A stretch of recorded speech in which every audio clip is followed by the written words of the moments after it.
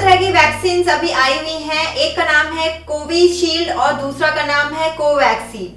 बहुत सारे कंफ्यूजन है दोनों ही वैक्सीन को लेकर के, तो चलिए आज मैं आपको इन दोनों के बीच में डिफरेंस बताती हूँ। और हाँ, लास्ट में मैं आपको ये भी बताऊंगी कि दोनों में से कौन सा वैक्सीनेशन आपके लिए ज्यादा अच्छा है।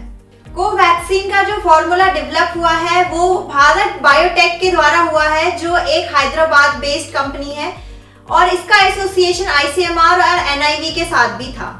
यदि आप कोविशील्ड की बात करें तो ये ऑक्सफोर्ड एस्ट्राजेनेका के थ्रू बनाया गया है।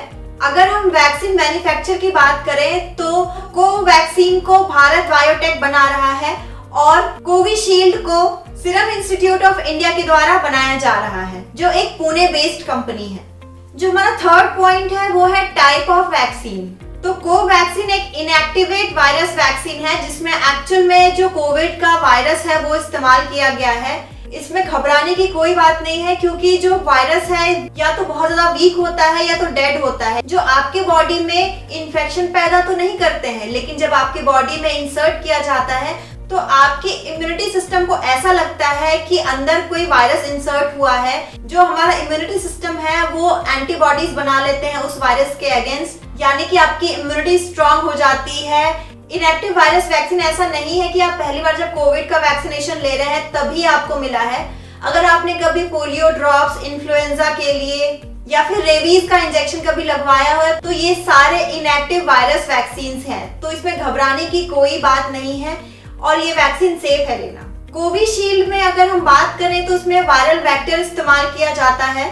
जब ऐसे वायरस जिसमें कोरोना का कोई जेनेटिक मटेरियल या कोई कोड हो हमारे बॉडी में इंसर्ट होता है, तो हमारी बॉडी को ऐसा लगता है कि कोरोना का अटैक हुआ है और उसके अकॉर्डिंग एंटीबॉडीज बनाना शुरू कर देता है। और अगर इन फ्यूचर अगर आप कभी भी इन्फेक्टेड होते हैं कोविड से, तो आपकी बॉडी को याद रहता है कि अगर कोई कोविड वायरस अगर अंदर आता है तो उसे कैसे मारना है। अगर हम साइड इफेक्ट की बात करें तो वैक्सीनेशन के बाद थोड़े बहुत साइन एंड सिम्टम्स तो आते ही हैं।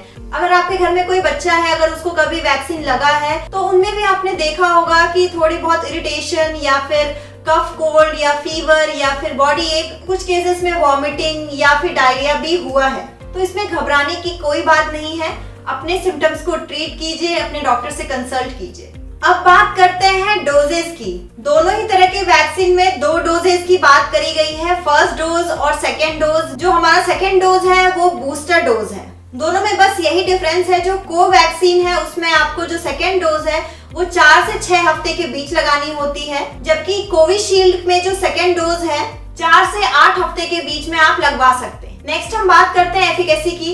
जो हमारा कोविशील्ड है, अगर हम फर्स्ट डोज लगाते हैं तो उसमें हमें 70% एफिकेसी मिलती है, यानी कि 70% प्रोटेक्शन मिलता है कोविड वायरस से।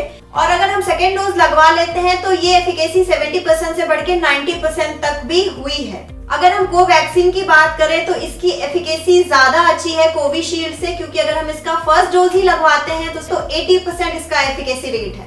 नेक्स्ट जो आता है वो एज पे बात आती है।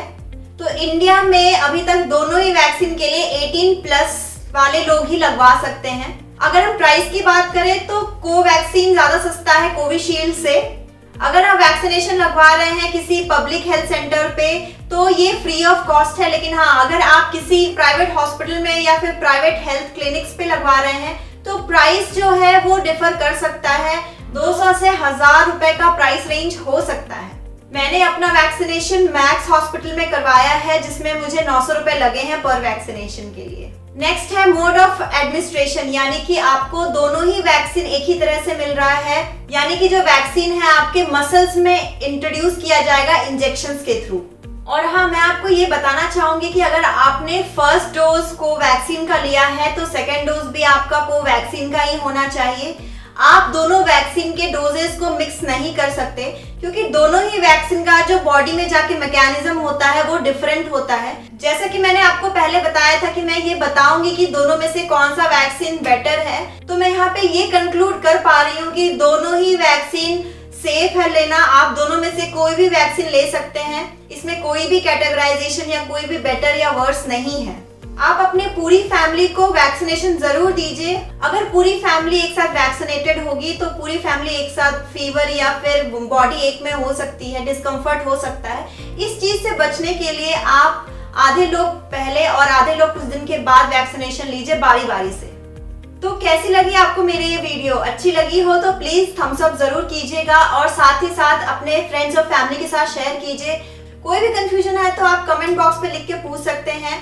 मेरे चैनल को सब्सक्राइब जरूर कीजिए और हाँ, आगे ऐसी ही बहुत सारी वीडियोस आती रहेंगी, तो प्लीज बेल आइकन दबाना ना भूलें।